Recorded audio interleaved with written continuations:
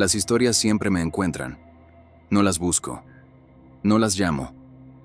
A veces llegan como llegan los recuerdos que uno intentó enterrar, sin aviso, sin permiso, en el momento menos conveniente. Esta casa está en silencio ahora. El tipo de silencio que no es vacío, sino atento. Afuera, el viento empuja las ramas contra las paredes como si comprobara, una por una, si sigo aquí. Y fue en ese clima que llegó este relato. No tenía nombre.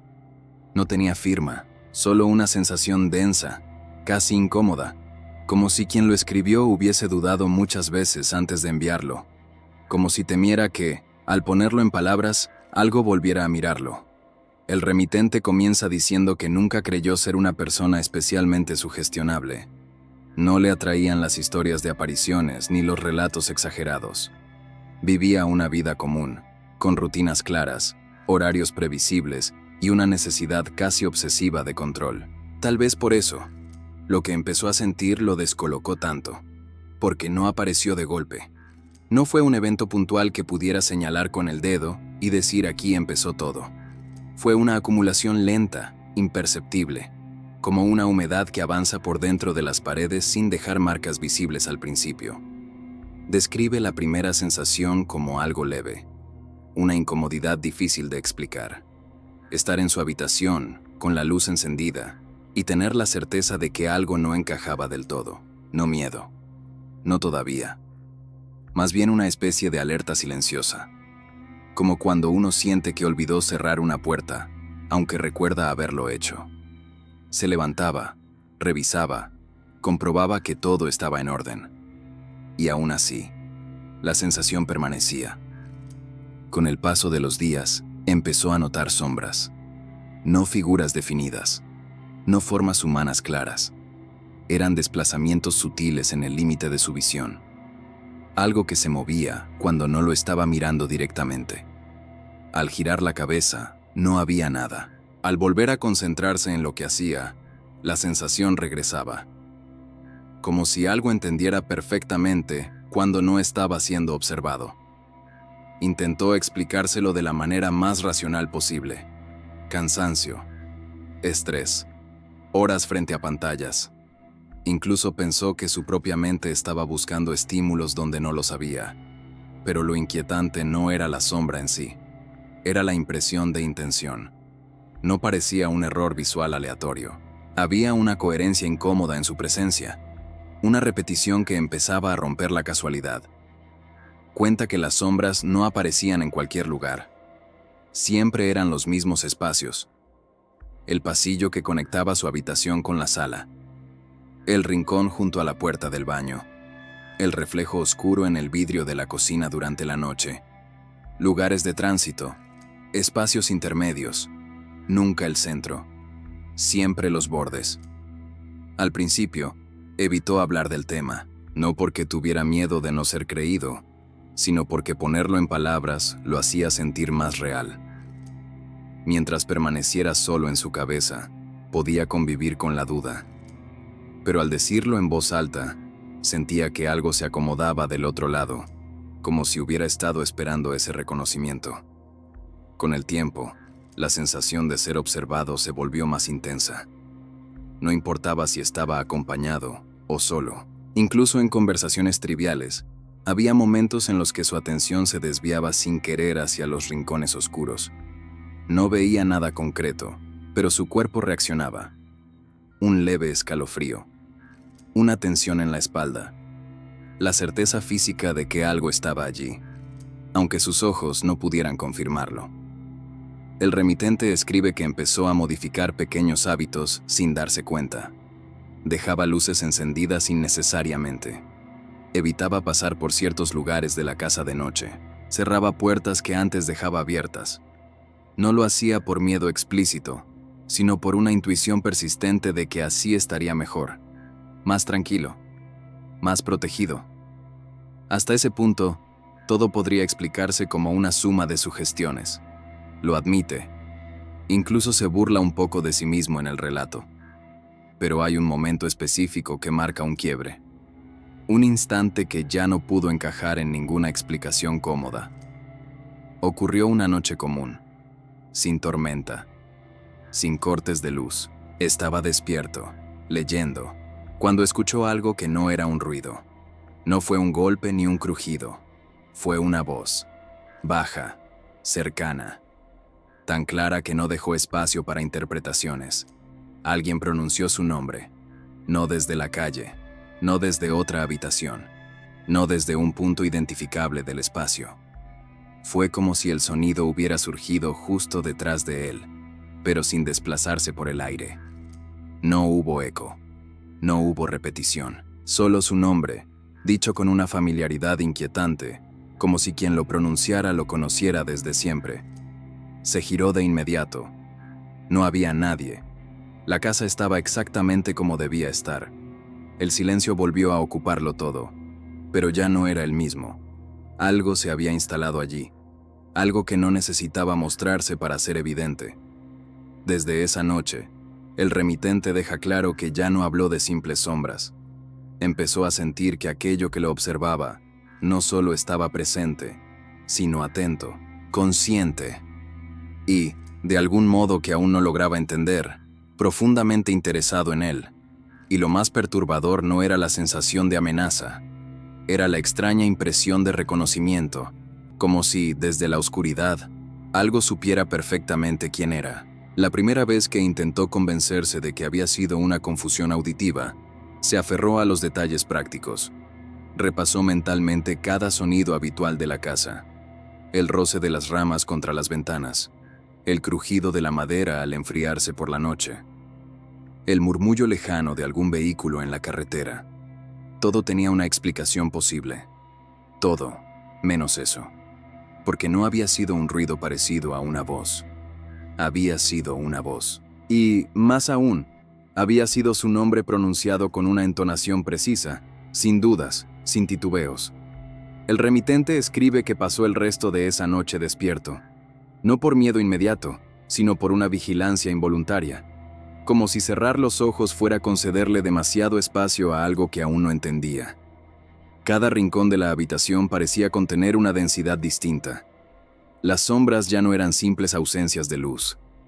Tenían peso, presencia, una forma de ocupar el espacio que no dependía de ser vista directamente. En los días siguientes, comenzó a notar algo que al principio le pareció absurdo. Las sombras no aparecían cuando él las buscaba. Si se detenía en un pasillo y observaba fijamente, no ocurría nada. Pero cuando se relajaba, cuando bajaba la guardia, cuando su atención se dispersaba, entonces regresaban, como si reaccionaran a su estado interno más que a la iluminación del ambiente. Intentó cambiar la rutina, dormir con la televisión encendida, dejar música suave de fondo, llenar la casa de sonidos que rompieran el silencio. Pero esa estrategia tuvo el efecto contrario. Los ruidos constantes no ahuyentaban la sensación de ser observado, la volvían más precisa. Como si, en medio de ese ruido artificial, algo encontrara una forma aún más clara de hacerse notar. Cuenta que empezó a sentir una diferencia entre estar solo y sentirse solo. Aunque hubiese otras personas cerca, había momentos en los que una soledad específica se imponía. No era aislamiento social, era la certeza de que, aún acompañado, había una parte de él que estaba siendo observada desde un lugar al que nadie más tenía acceso. Una tarde, al volver del trabajo, notó algo distinto en el reflejo del vidrio de la puerta de entrada.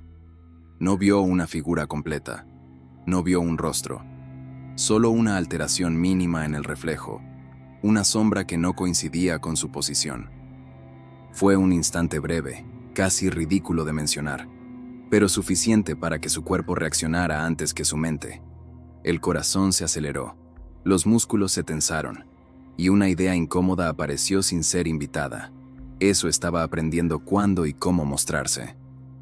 El remitente confiesa que, a partir de ese momento, dejó de preguntarse qué era. Empezó a preguntarse qué quería, porque había algo insistente en su presencia. Algo que no se conformaba con observar de lejos. Las sombras parecían acercarse gradualmente, siempre respetando un límite invisible, como si midieran hasta dónde podían avanzar sin romper algo irreversible. Las noches se volvieron el momento más difícil, no por oscuras, sino por silenciosas. En ese silencio, cualquier pequeño movimiento adquiría un significado exagerado, un cambio de temperatura, un leve desplazamiento del aire. Todo se interpretaba como una señal. Y en medio de ese estado de alerta constante, empezó a suceder algo aún más perturbador. Comenzó a reconocer patrones. Las sombras aparecían con mayor frecuencia en días específicos, fechas que al principio no parecían tener relación entre sí. Pero al revisarlas con más atención, descubrió una coincidencia inquietante. Eran días asociados a recuerdos que él había evitado durante años, aniversarios que prefería no marcar, momentos del pasado que había archivado como cerrados, aunque nunca realmente resueltos. No se trataba de nostalgia, era algo más crudo, más incómodo, como si esas presencias supieran exactamente dónde presionar, como si no estuvieran interesadas en asustarlo, sino en recordarle algo que él había hecho un esfuerzo consciente por olvidar. En una ocasión, mientras se lavaba las manos frente al espejo del baño, sintió esa misma presión familiar en la espalda. No un contacto físico, sino una proximidad emocional. Levantó la vista y por una fracción de segundo creyó ver que su reflejo tardaba en imitar su movimiento. Fue una diferencia mínima, casi imperceptible, pero suficiente para que la idea de control empezara a resquebrajarse. Desde entonces, el espejo se convirtió en otro punto de tensión. No porque mostrara algo distinto, sino porque parecía mostrarlo todo demasiado bien. Cada gesto, cada duda, cada rastro de cansancio. El remitente escribe que empezó a evitar mirarse directamente, como si sostener su propia mirada facilitara algo que no quería permitir. La sensación de reconocimiento volvió a intensificarse. No era solo que algo supiera su nombre, era como si supiera quién había sido, quién había intentado ser y quién había dejado de ser en el camino. Esa conciencia externa parecía tener acceso a capas de su identidad que ni él mismo revisaba con frecuencia. Lo más inquietante, dice, no era la posibilidad de que algo lo siguiera. Era la sospecha de que eso no había llegado de afuera, que, de algún modo imposible de explicar, siempre había estado allí, esperando el momento exacto en que él estuviera lo suficientemente distraído como para notarlo. El remitente escribe que, después de aceptar esa idea, algo cambió. No en el ambiente, no en la casa, cambió en él. La sensación dejó de ser exclusivamente externa y comenzó a sentirse interna, como una presión suave pero constante, alojada en algún punto difícil de ubicar. Ya no se preguntaba si estaba siendo observado, se preguntaba desde dónde. Intentó confrontarlo de la única forma que le pareció posible, no con palabras en voz alta, sino con atención. Dejó de huir de los rincones oscuros, dejó de encender luces innecesarias, caminó por la casa con calma, observando sin buscar, permitiéndose sentir sin reaccionar de inmediato. Pensó que, si aquello existía, tal vez necesitaba ser reconocido para perder fuerza. Pero ocurrió lo contrario. Las sombras no se intensificaron. Se volvieron más precisas, más definidas en su ausencia. Ya no aparecían de manera dispersa. Elegían momentos específicos, instantes de introspección, momentos en los que su mente bajaba la guardia y se permitía recordar cosas que había decidido no revisar más. Culpa, decisiones apresuradas, palabras que nunca dijo, personas que dejó atrás sin explicaciones suficientes. Una noche, mientras estaba sentado en la sala, sintió esa familiar cercanía detrás de él. No hubo sonido, no hubo movimiento, solo la certeza absoluta de que algo estaba allí. Esta vez, no se giró, permaneció quieto, respirando despacio, con una claridad incómoda atravesándole el pecho. Y fue entonces cuando entendió algo que lo dejó sin aire. No sentía miedo, sentía vergüenza. No una vergüenza social, superficial, era algo más profundo, una vergüenza íntima, dirigida a sí mismo, a decisiones que había justificado durante años, a versiones de su historia que había suavizado para poder seguir adelante. Aquella presencia no parecía interesada en castigarlo, parecía interesada en mostrarle lo que había evitado mirar. El remitente describe ese instante como un quiebre silencioso.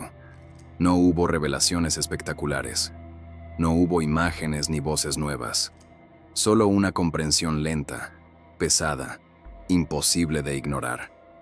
Aquello que lo observaba no necesitaba pronunciar su nombre otra vez. Ya lo tenía. Siempre lo había tenido. Con el paso de los días, las sombras comenzaron a retirarse. No desaparecieron por completo, pero perdieron esa intensidad opresiva.